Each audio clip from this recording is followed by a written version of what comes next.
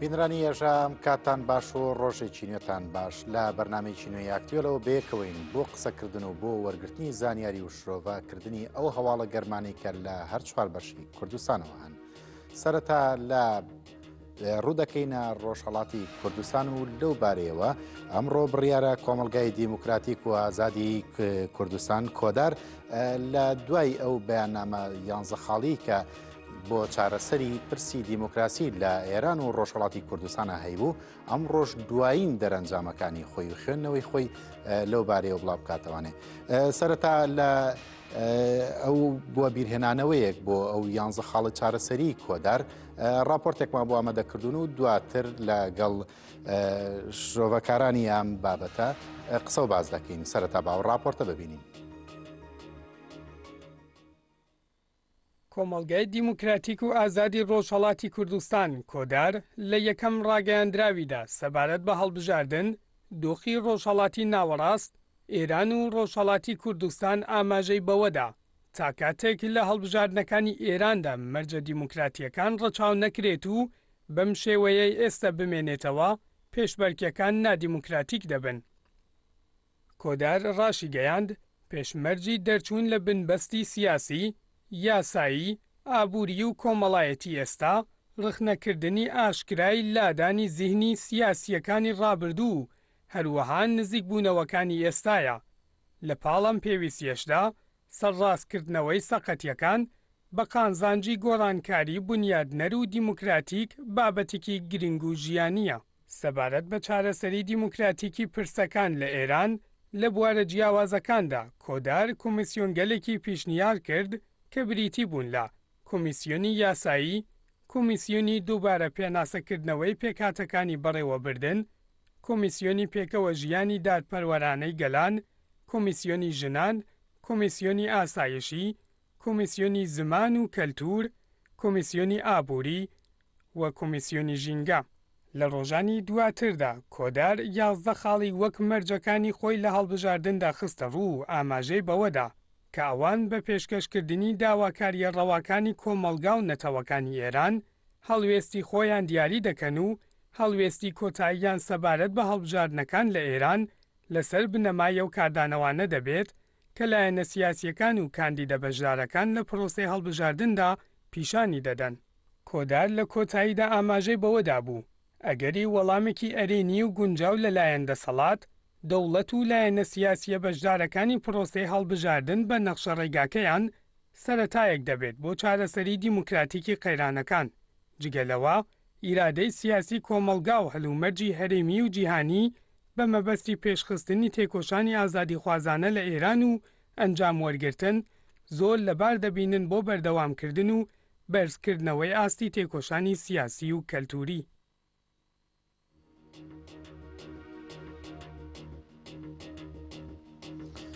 بەڵێ بینرانی ێژا بۆ قسە و باسکردن لە سەرام باسەوە ئەم تەوەریەمان بەڕێز کاوە ئاوەڵانمان لە گەڵدایە ئەندامی کوردنیاسۆنی کۆمەلگای جوانانی ڕۆژهەڵاتی کوردستان.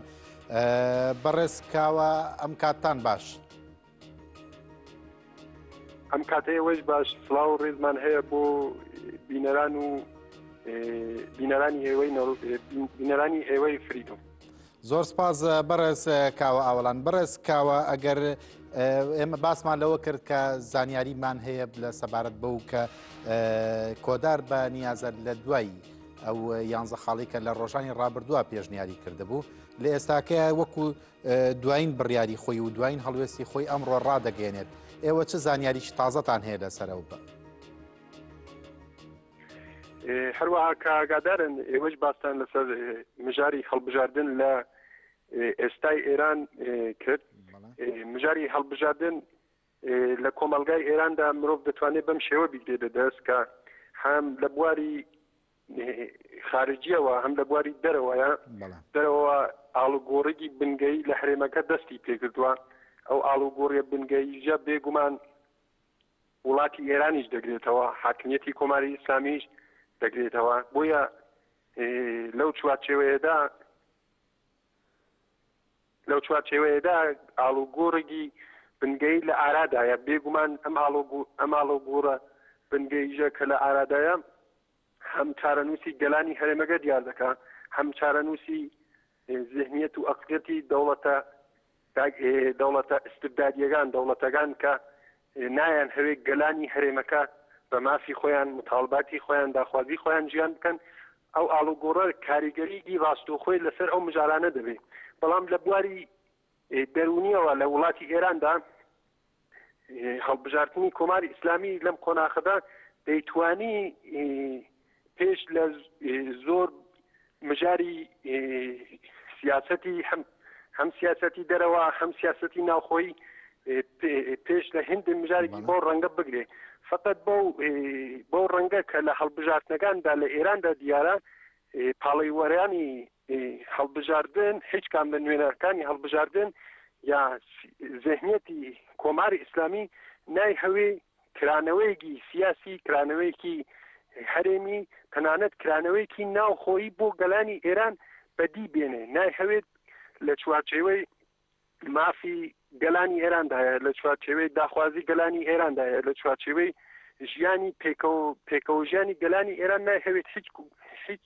چەشنا ئاڵوگۆڕێکی بنگەهی لە ساختاری سیاسی خۆی پێکهاتەی سیاسی خۆی دروست بکە بۆیە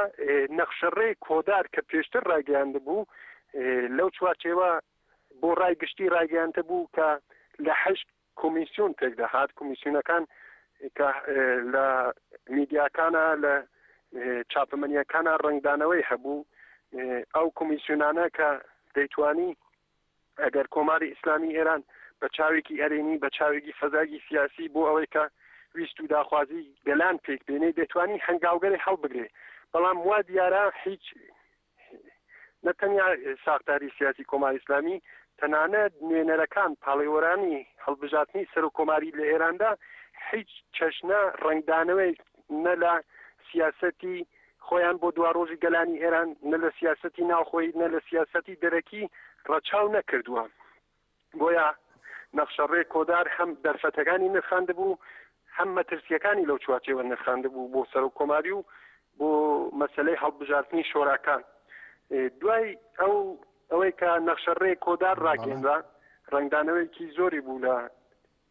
میدیاکانە فقط دوایەوە پرۆژەی داخوازی کە لەلایەن کۆمەڵگای دموکراتیک و ئازادی ڕۆژهەڵاتی کوردستان وەکو تەرحی گشتی متاڵباتی ڕاگەیەنرا ئەویش لە 11 خاڵ پێک دەهات بەڵام وا دیارە کۆماری ئیسلامی نای هەوێت ئەو مژارانە ڕەچاو بکە چۆن پاڵێوەرەوانی ئێستای کۆماری ئیسلامی متاڵباتی سەرەکی گەلانی ئێرانیان نەخستوەتە چوارچێوەی پرۆژە و پلانەکانی خۆیانەوە بۆیە ئەوڕۆ کۆدار هەڵوێستی خۆی هەم بۆ سەر و کۆماری لە ئێراندا هەم بۆ هەڵبژاردننی شۆراکان دەستنیشان دەکات فقط لێرەشەوەیە کە بەڵێ بەڕێز کاوەویستم بپرسم ئەو دۆخە نەکرانەوەی دیموکراسی کە لە داهاتوی ئێران بەرەو چۆ دەبات یعنی ئێوە کە باستان لەوە کردووە کە ئێوە نەخشەڕێگێک یا بڵین کۆدار نەخشەڕێگەیەکی هەبووە بۆ چارەسەری لە قەیرانەکانە بەڵام هیچ لایەنێک لە ناوخۆی ئێرانە نەهاتۆ بە تەنگ ئەو نەخشەڕێگەیەوە لانی کەم بتوانێت جۆرێک لە گفتوگۆش دروست بکات ئایا ئەمە ئێران بەرەو چووە بات لە ئایندەیە هەروەها کە دەزانی ئەگەر چاو لە مێژووی کۆماری ئیسلامی بکەین ڕۆژ لە دوای ڕۆژە لە سەردەمی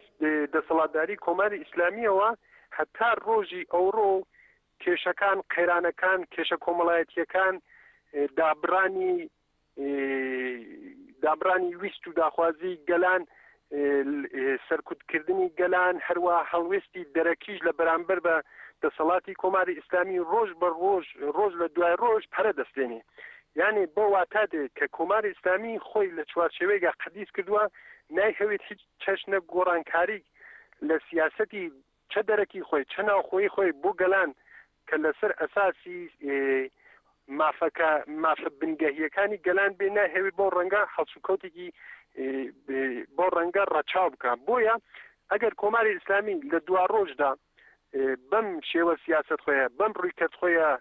بەردەوامی بعد بێگومان ئەو ئاڵوگۆڕە بنگەهیە کە ئێستا پێش دەواازەکانی کۆماری ئیسلامی کردووە کەوتووەتە نزیک سنوورەکانی کۆماری ئیسلامی ناتوانێت پێش لە ئاڵوگۆڕی بنگەی بگرێت. هەروەها کە زۆر دەوڵەتنەتەوە لە حرێمەکە وەکو دەوڵەتنەتەوەی سووریا باس وەکو مەسر وەکو لیبی وەکو بەدەیانتر ناتوانین پێش لە داخوازی و مافی گەلان بگرن. کۆماری ئیسلامیش ناتوانێت بۆ ڕەنگە هەڵس و کەوتکە. فقط کۆماری ئیسلامی لەو چوارچێوە دەیهەوێت ذهنیەتی خۆی دەسەڵات خوازی خۆی پەتەوتر بکەن، نایهەوێت کرانەوەیەکی سیاسی دروست بکە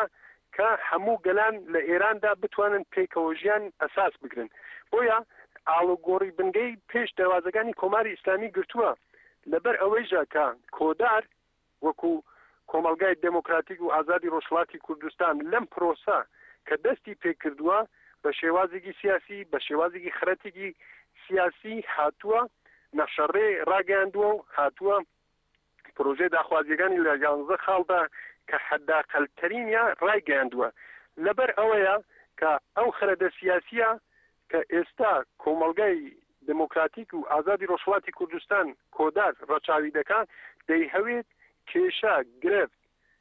مافی پێکەوەژیانی گەلانی ئێران بەدەستی گەلانی ئێران چارەسەر بکرێت، بەدەستی هێزە دموکراتیکەکان، ئینسانە دڵسۆزەکان، ئینسانە ڕۆشنبیرەکان کە بتوانن گەلانی ئێران پێکەوەژیانێکی دموکراتیک ئەساس بگرن. بەڵێ بەڕێز کاوە لەو دۆخی ئێستادا پەیامیەوە بۆ جوانانی ڕۆژهەڵاتی کوردستان چییە لەو قۆناغی ئێستاکەیە کە لە ئێران ئاگوزارێت؟ لەم دۆخە کە ئێستا هەڵبژاردن لە ئێراندا بەردەوام دەبێ، هەروەها ئێمەش لە چوارچێوەی پرۆژە لە چوارچێوەی تەرحی متاڵبات کە کۆمەلگای دموکراتیک و ئازادی ڕۆژهەڵاتی کوردستان ڕایگەیاندووە جوانانی کورد لە ڕۆژهەڵاتی کوردستان و لە ئێران دەبێت بە پێ پرەنسیپەکان دەبێت بە پێ پیوانەکان کە کۆمەلگای کۆدار ڕایگەیاندووە هەڵسوکەوت بکەن لە ئەوڕۆیشدا لە ڕۆژی ئەوڕۆدا یعنی ئەوڕۆ هەڵوێستی کۆدار ڕوون دەبێتەوە هەم بۆ هەڵبژاردننی سەر و کۆماری لە ئێراندا هەم بۆ هەڵبژاردننی شۆراکان جوانانی کورد کە پێشەنگی ژیانێکی ئازادن پێشەنگی دموکراسین ڕۆحی دموکراسین دەبێت بە پێ ڕێنمایەکانی کۆدار لە هەڵبژاردندا هەڵسوکەوت بکەن، لە هەڵبژاردندا بتوانن ڕۆڵی خۆیان بگێڕن کە لە دوا ڕۆژدا بتوانن هێزی خۆیان ماتەوەزێ خۆیان بخەنەگەر. بۆیە ئەوڕۆ کۆدار مژاری هەڵبژاردن لە ئێراندا ڕوون دەکاتەوە بۆ چاپمەنیەکان ڕای دەگەێنێ. پەیامی ئێمە وەکو کۆمەلگای جوانانی ڕۆژهەڵاتی کوردستان بۆ جوانانی کورد ئەوەیە بە پێ ڕوونکردنەوەی کۆدار هەڵسوکەوت بکەن لە هەڵبژاردنەکان لە ئێراندا. بەڵێ بەڕێز کاوە ئاوەڵان ئەندامی کوردیناسیۆنی کۆمەلگای جوانانی ڕۆژهەڵاتی کوردستان، سپاس بۆ بەشداریتان، سپاس بۆ شرۆڤانی کە کردان لەسەر ئەو دۆسیەی ئێمە، سپاستان دەکەین. بەڵێ بینەرانی هێژە ڕۆژ لە دوای ڕۆژ هەڵبژاردننی سەر و کۆماری ئێران نزیک دەبێتەوانێ و دروشمی کاندیدەکان بۆ کۆکردنەوەی دەنگ تا دێت تونتر دەبێتەوانێ و تەنانەت هەندێک کات هێڵە سوورەکانیش دەبەزێنن. خامنەی هەڕەشەی بەرەنگاربوونەوە لە نێارەکانی کۆماری ئیسلامی ئێران دەکات. لەو بارەیەوە دۆسیەکمان هەیە و دواتر دەگەڕێن. حەسەن ڕۆحانی لە میتینگێکی پرۆپاگەندە بۆ هەڵبژاردننی سەر و کۆماری لە شاری هەمەدان وتبووی چیدی بەسە دەنگدان بەوانەی 38 ساڵە بە سێدارە و زیندان هەڕەشە لە خەڵک دەکەن. ئەوانە ئەگەر لێیان گەڕی لە شوستەکان دیوار دەکێشن و ژن و پیاو لەسەر شەقامەکان جیا دەکەنەوە. لە وەڵامی ئەم قسانەی حەسەن ڕۆحانیدا کە لە ئاستی بەرپرسانی ڕەژیمی ئێران وەکو تێپەڕکردنی هێڵە سوورەکانی کۆماری ئیسلامی لە قەڵەم دەدرێت، ئیبراهیم ڕەیسی وتی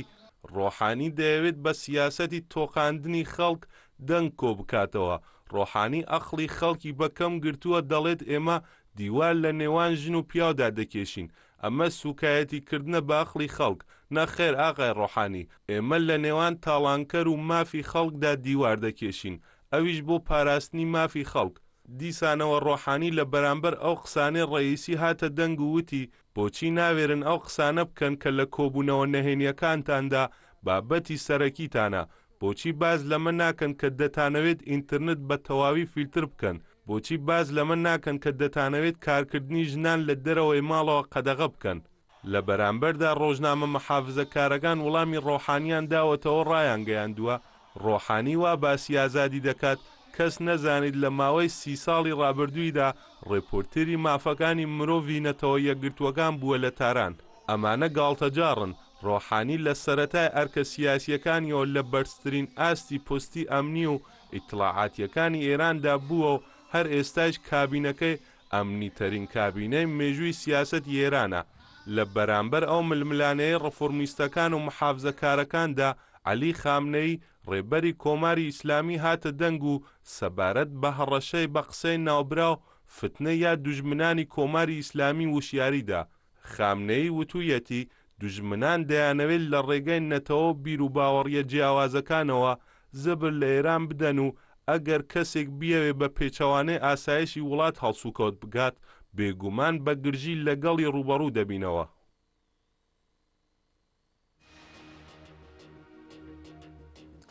بەڵێ بینرانی ێژار لە ڕۆژهەڵاتی کوردستان و ئێرانەوانێت دەڕۆینە ڕۆژاوای کوردستان و باکووری سووریا ڕۆژ بە ڕۆژ شەرفانان لەوێ لە پێشڕەویەکانیان بەردەوامن و لە ئازادکردنی تەواوی شاری تەبقە و بەنداوی فورات بە تەواوی لە هێزەکانی شەرفانان تەواو کۆنتترۆلیان کردووە و ئازادیان کردووە و زیاتر لە هەزاران خەڵکی سڤیلیش لە ناوچەکە ئاوارە بوون و هێزەکانی شەرفانانیش ئەو سڤیلانیان لە ئەستۆ گرتووە و لە دۆخێکی ئەمنی پارێزراودا پاراستویانن. لەو بارەوە لێدوانی ڕۆژداوەفەلات کە بۆ ئاژانسی هەوارنوویست داوێتی کردومانە بە راپۆرتێک و دواتر لەگەڵ ئالان مەعیشە ئەم راپۆرتە شرۆڤە دەکەین. لە لێدوانێکدا بۆ ئاژانسی هاوار نیوز ڕۆژدا فەلات یەکێک لە فەرماندەکانی هێزەکانی سووریای دیموکراتی سەرکەوتنی ئۆپراسیۆنی ڕزگارکردنی تەبقای لە هەموو شەڕوانان و هاوڵاتیانی ئەو شارە پیرۆز کرد. ڕۆژدا فەلات وتیشی ڕزگارکردنی تەبقا بۆ هێزەکانی سووریای دیموکراتی سەرکەوتنێکی مێژوویە و ئەو دەستکەوتە گەورەیە لە هەموو شەڕوانان و هەموو شەهیدانی ئۆپراسیۆنەکە پیرۆز دەکەم. ئێمە ئێستا لەسەر بەنداوی فوراتەوە ڕای دەگەینین کە ئەو بەنداوە دەبێتە بەنداوی ئازادی و برایەتی گەلان. هەروەها ئەوەشی ئاشکرا کردە هۆکاریەوەی ڕزگارکردنی تەبقا زۆری پێچوو ئەمە بوو کە چەتەکانی داعش مینی زۆریان لەسەر ڕێگای پێشڕەویەکانی شەڕوانان چاندبوو. هۆکاری دووەمەوە بوو کە چەتەکان هاوڵاتیانیان وەکو قەڵغان بەکاردەهێنا و ئەمانە بوونە هۆی ئەوەی کە هێزەکانمان بە هوشیاری و سەرنجی زیاترەوە پێشڕەوی بکەن بۆ پاراستنی گیانی هاوڵاتیان. هەروەها چەتەکان هەڕەشەی ئەمەیان کردبوو کە بەنداوی فورات دەتەقێننەوە. ئەو بەنداوە کارەبای زۆربەی ناوچەکانی سووریا دابین دەکات، بەڵام هێزەکانمان بە نەخشەیەکی ژیرانەوە توانیان ڕێگری بکەن لەمە و نەیەڵن بەنداوەکە بچووکترین زیانی بەربکەوێت. ئەو فەرماندەیە لەبارەی هاوڵاتیانی سڤیلەوە ئاوا دواوە. ژمارەیەکی زۆری ژنانی ئێزدی لە ناو ڕزگارکراوەکاندا هەن کە چەتەکانی داعش کاتی هێرش بۆ سەر شەنگال ڕفاندبوویانن. ئێمە ڕزگارکردنی تەبقا و بەنداوی فورات وەکو تۆڵەسەندنەوەی ژنانی ئێزدی ناوزەت دەکەین. ڕۆژدا فەلات لە کۆتایی قسەکانی داوتی هورەی شەڕوانان بۆ ڕزگارکردنی شاری ڕەقا بەرزە. ساڵی 2017 دەبێتە ساڵی ڕزگارکردنی هەموو ژنان و بەتایبەتی ژنانی ئێزدی.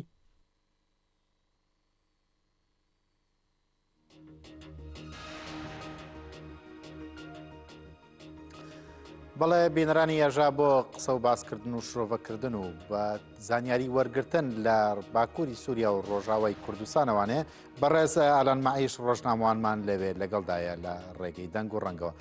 بە ڕۆژ باش بەڕێز ئالان. ڕۆژ باش وەرە و تەماشەوانین فریدام تیڤیرە. زۆر سپاس دەکەین. بەڕێز ئالان دۆخی دوایین یا دوایین زانیاریەکان لە بۆ پێشڕەوی شەڕوانان ئێستاکە لە چۆن و بە چی گەیشتون لە دوای ئازادکردنی تەبقە و بەنداوی فورات؟ بەلێ شخوا دەزانن بەریا دو ڕۆژان رزگارکردنا باجار طبقه و بنداوا و با آوای کی فرمی هات راگاندن جالی فرمانداریا و ده چالاکیان غزبا فراته ام هنکی درباره گرینگیا طبقه و بنداوا و ده بنرخینن شخوا دبیستویه آدارا 10,017 ده شروان قصد به هفکاریا هزین کوالسیون ناف دولتی گر ام بیر بخن به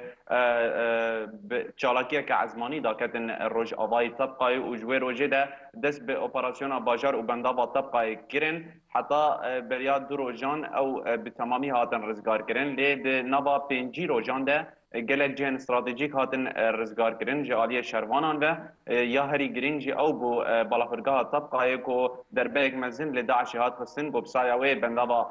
فرات د پاراستن دیسا شروانان او رزگار کرن و گاف بر باجار طبقه و چون تا 16 نیسان در باسی باجار طبقه بون و تاخ بتاخ کلان به کلان جچتین داعش رزگار دکرن ل نوا اپراسیون د شروانان درنگ بو صدما درنگ بو ناوی او بو کو داعش او سیویل این کو باجار طبقه د وک مرحله زندی بکاردانین داگو پیشکتنا شروانان آستنگ بکن لدیسان او ربازن وان تک چون جبرگو شروان به باداری تفدیگریان تا او یک و آده که پیشرازی که او رزگار کردن باجار طبقه بو ده همان دمه ده ندرباسبونا شروانان جالی باکوری طبقه و او سدماوی او بوجی کو بنداوا طبقه دست چتان ده بو او جی هزن ترورن دکارن و بنداوی بتقینن لی شروان دیسا به بالداری تفدیگریان و او بنداف جی شتین داعش رزگار کردن دا گوزیان لدردور حرم چنه بو وکو ام دزانن بنداف مزندرین بنداف ام دکارن بجن د سوریه ده جبر کو 11 میلیارد مترین چاچک د آب ده جبر ویجی شروان جبوکو او زیان لدردور چنه بن بالداری تبدیگریان دیسا او رزگار کردن نها گرینگیا باجار طبقه جبو بنگاوا غزبا فرات او کو راوستگهک جبو شروانان هم جی آلی جمله چاران و باجار رقای و تخن دور پیچ دو کو ام دزانن 5 کیلومتر دناورا باجار طبقه و رقای ده کو شروان پشتی باجار و بنداوا و رزگار کردن و بر باجار رقای و بچن و جمله دن و جی کو شروان نها اپراسیون ال باکوری رقای دادن دست بکرن جه هر 2 میلیون آنجی جه هر 4 میلیون روجهلات باکور باشور و روج آوا اپراسیون باجار رقای و دمک نزد وکو فرمانداری دبیجه و راگهینه و دست ببکه بله بەڵێ دۆخی ئاوارەکان لە ئێستاکەیە چۆنە وەکوی کە باز لەوە دەکرێت لە 2 ڕۆژی ڕابردووە لە باکووری ڕقەوانێ چەندین ناوچە و چێلگە ئازاد کراون 4,000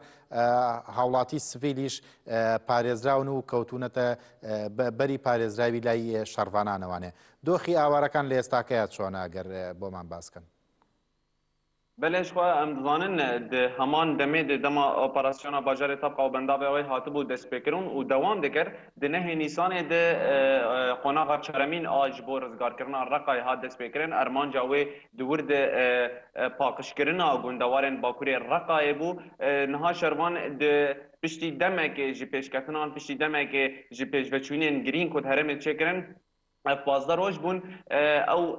حمله هاتبو سکنان دل ملی باکوری رقایلی افسر روز دی ساکتیه مریت اید نوا 3 روزان ده 106 کیلومترین چارگوشهی جچته داعش رزگار کرن گوته ده 4 مزرعه و 6 گونته ده هبون ده همان دمه ده به هزاران سیویل کو بیارا هری به بالکش بیارا هری بربچاف کو شرمانان دریا اپراسیون که تایبت ج مزرعه انصار و گوند الرشید یگو دکوین باکوری رقایده زیده نزی 4,000 سیویل دریا اپراسیون که تایبت جچته داعش رزگار کرن او سیویلین کو وک محتال زندی جالیه چتین داعش و هاتن بکار آنین لدیسا شرمانان او رزگار کرن و وان دگهینن هرمین به اولا نها ج قنا او داخیانی کود درباره قناغ یکمین دویمین سیمین و چهارمین دهاتن داین ریگزا سرکه آنجی خلاص سرکه کو داخیانی ده تی دانین آنجی تي داين او كو باراسنا سيفيلان و خلاص كرنا وان جداغر كريا داعش لبلي اف نتني كو مر بلغه بك كو ارمانجا شرمان قصد ابو كو ام دمك دريج اللي في حمله ايمان دمك دريج مع شرمان سركتني شرمان دشوباندن او بو رزگار كرنا سيفيلان و خلاص كرنا وان جداغر كريا كو 4 سال جداغر كريا دبو طاريتيا جيان كلي بكلي جيان دكرن او جي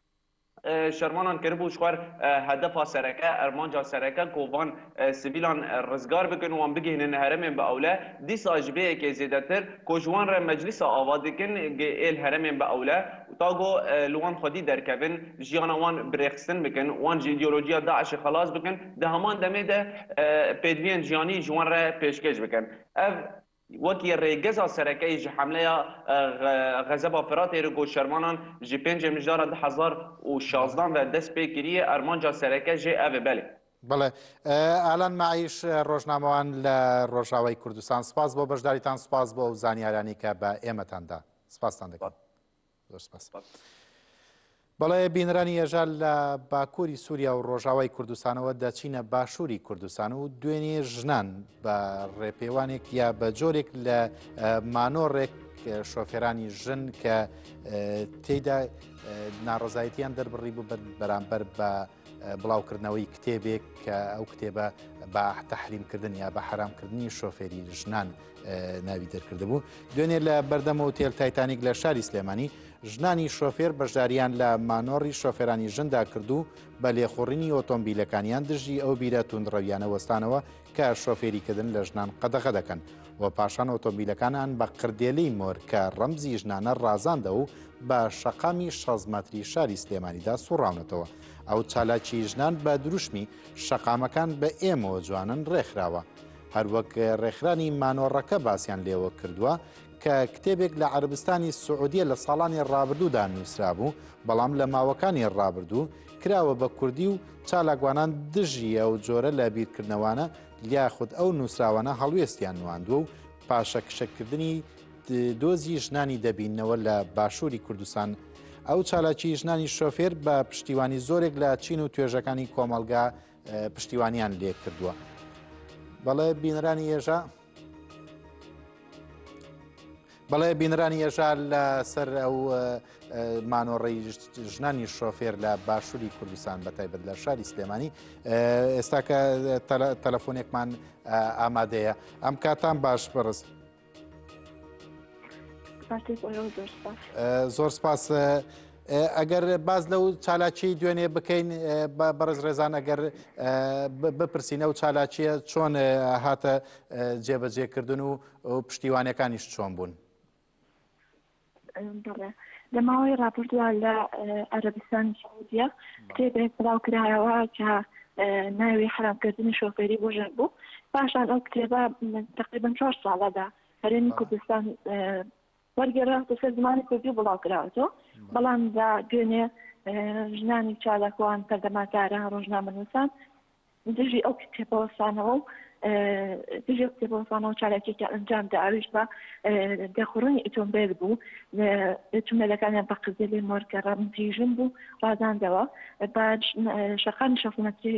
شاری سلێمانیە سوڕانەوە بە دروشمی شەقامەکان بە ئێمەوە جوانن بەژاریان لەو چالاکیا کرد و بەشێک لە مامۆستایانی ئاینیش پاڵپشتیان لە ژنان کرد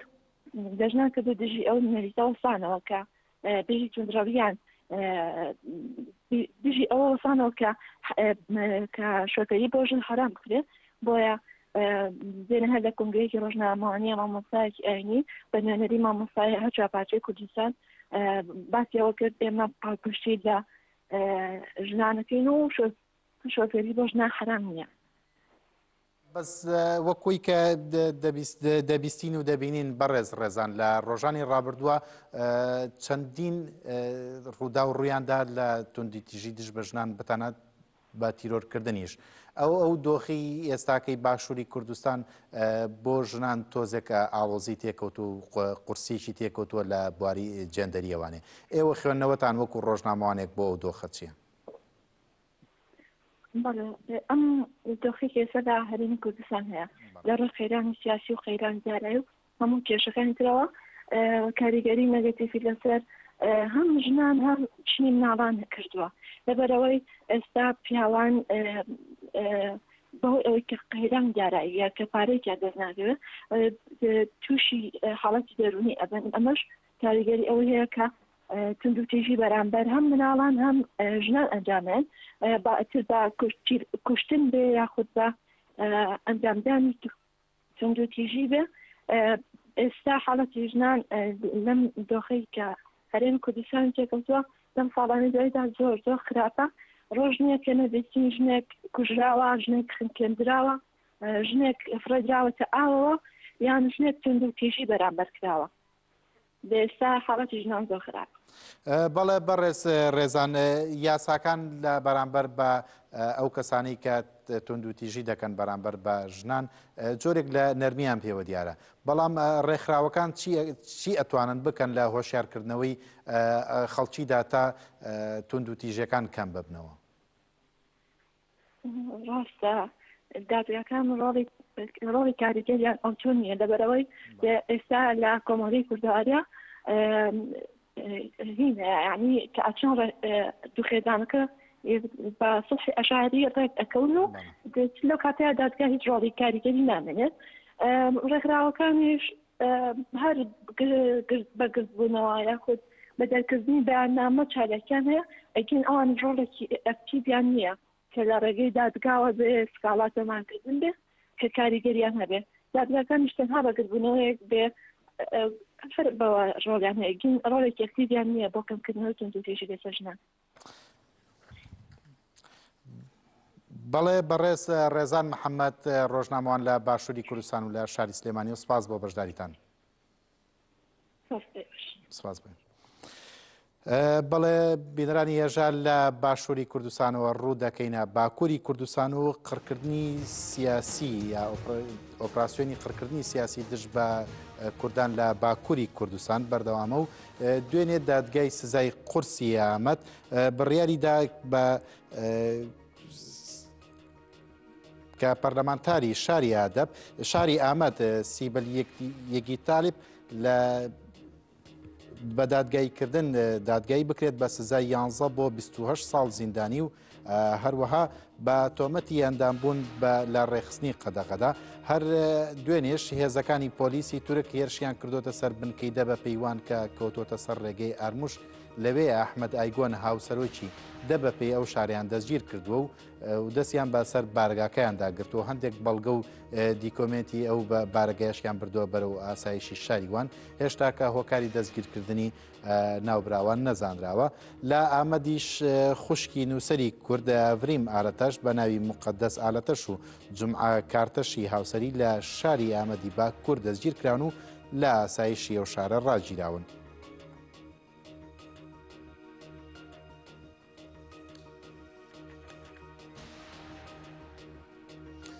بەڵێ بینرانی هێژا بۆ وەرگرتنی زانیاری لە باکووری کوردستانەوە بەڕێز محەممەد علی ئارتاش ڕۆژنامەوان لە شاری ئامەدە لەگەڵماندا. بەڕێز محەممەد علی ئەم کاتتان باش.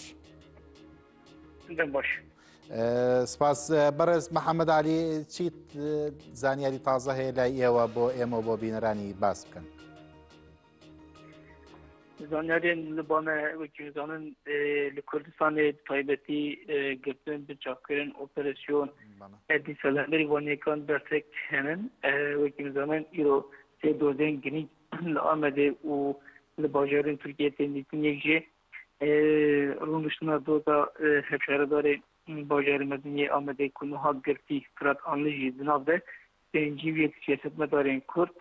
dê li heştemîn dadgeha cezayîkiran ya Amedê bêdîtin dîsa İdris Balûken jî di nav de sê parlamenterên Kurd ku di serdema çalakiyên Sûriyê de daxuyanî dabûn doz wan hatibû vekirin îro li dazemîn dadgeha cezayîkiran ya Amedê bêdîtin herwiha dîsa parlamenter ê girtî Ferhat Encû îro li Stenbolê tê darzandin bi vî rengî em dikarin bêjin parlamenterên Kurd hevşaredarên Kurd siyasetmedarên Kurd îro dozê wan henin لالیدن دیسا دەمێداوی دە گرتن و بنچاوکردن زێدەن دیسا گەلێک سیاسەتمەدارین کوردی ناودە ئەندام بەرێن پێشەنگیان سادیین کوردان تێن گرتن بنچاوکردن ئەم بەرێکێکی بەرتێک و ناڕازی بوون هەنن لالیدن دیسا لە هەرمێ وەکزانن تایبەتی جۆرەمەرگێ دێرسمێ ئامەدێ چەولیک و شرناقي قد خين دركبنا كولون الإعلان كرن دوجي وكنزان قلنا موشي ودتا چندرش بري قلنا درسمي خربتي جلك قلت هاتبون دورتش كرن وقد خين إلى قندان قد خين دركبنا قندان هاتبون إعلان كرن قد خين كردستان بردام دكين هرچند بيجن تمامیت ترکیه و حال هیچی لی دماغو املوان پیکانی نادنرن امجنی کو تنه کردستانه و حال هی و دیتا جستار نودی زیادتر زخم زورداری کر ولاتیان زیاده به رین ولاتیان تینگرتن دوزان ولاتیان تین قدر خکرن دشت دوزان ولاتیان تین قدر خکرن ولاتیان کو نکارم بچن دوزان خو نکارم بچن سر دو دهلو رزه خو تمبری که برتکان نشان دادن و دخوازن کو زارو که دخوازن کو دشت دوزان وان بس بین بردن و کاربن بچن کار خود باری خود تمبری که برتکان ناراضی بون دیدنن و به تایبەتی وڵاتیان کوردستانی دیارکەین کو هەرچەند قەدەخە هەبێ هەرچەند دۆر پێش هەبێژی نکاربن کەس نکار وانش گوندێوان باڵا دوور بخە دێ نکاربن وان کۆشبەر بکەن ئەوەی سەر ئاخا خۆل سەرواری خۆ بژین گرنگی بەرتەکیەوان هەنە لاێدن دیساوکی زانن دبیستون هەیە مشتارا 2016 ده لآلداغا ادنه شواده که بود انجام شواده دچی 12 زاروک یانا خوش جدا تابون دشم نشینا خندکارین یورده ده لوی درجی مالبات دیارتن کو رایدارین دولت اجبانا کو مالبات 12 کشن زخت زورباریان واندکن و گفان واندخون دا کو دوز بطال بده لی اوی 12 خواه لکشن خویایی کو همو پیکانین کو دست دولت نافده دست پیکان باطانی کو دست دولت نافده دولت دریا گفان بله برز محمد علی بیستم بپرسم دوێنێ ئێوارە لە تۆڕە کۆمەڵایەتیەکانە جۆرێک لە هەواڵێک بڵاو کرایوانەیە کە بەڕێز سەلاحەدین دیمرتاش ئازاد دەکرێت بۆ لەو دوای ئەوە هەدەپە ئەوەی یەکدا کردوانێت کە ئازادکردنی سەلاحەدین دیمرتاش ئازاد نەکراوە و هێشتاکە لە زینداندایە ئەو هەواڵەی تۆڕە کۆمەڵایەتیەکان لە کوێوە سەرچاوی گرتبوو بە خوێندنەوەیەوە بە دیدیەوە ئەو جۆرە پڕۆپاگەندانە بۆ لە ئێستاکەیە ئەوەی نوزانن دەمەنداوی بە gelek parlamenterên berdan pişt dîsatên girtin niha gote bibirengî dixwazin ku Rojava Kurdan aloz bikin tevleh bikin lê wekî nizanin bir referandum dest pê bike yazde parlamenterên Kurd hatin girtin çar hevjiyên hatin berdan niha yazde parlamenterên Kurd girtînin hevserokên HDP Birey Selahattin Demirtaş û Figenî Firdevs navde yazde parlamenterên Kurd girtînin wekî nizanin di parlamenterên Kurd parlamenteriyan wan hatin xistin û parlamenter tên berdan dîsa tên girtin dên berdan bi rengî dîsa gotin ku dên berdan azad dibin ev jî nîşan di ku dixwazin Rojava Kurdan bi mijarên cuda tevlihel bikin û Kurdan ji mijarê wanî esasî dûr bixin lê di encamê de hevşaredar hevserok siyasetmedarên Kurd bi hezaran girtînin gelek Kurd li Amerîkayê jî bi bertekin dixwazin ku hemû siyasetmedar bên berdan dixwazin ku hemû siyasetmedar êdî bi awayekî azad siyaseta demokratîk bikin ji berêkê jî ev gotegot dêde bandorê li ser Kurdan nake بەڵێ بەڕێز محەممەد علی ئەرتاش سپاس بۆ بەشداریتان سپاس بۆ ئەو زانیاریانی کە بە ئێمە و بە بینەرانیشتاندا بەڵێ بینەرانی ێژە بەم شێوەیە ئاکتوێڵی ئەمڕۆمان پێشکەشکردن هەر لە خۆشی و شادیدا بمێنن.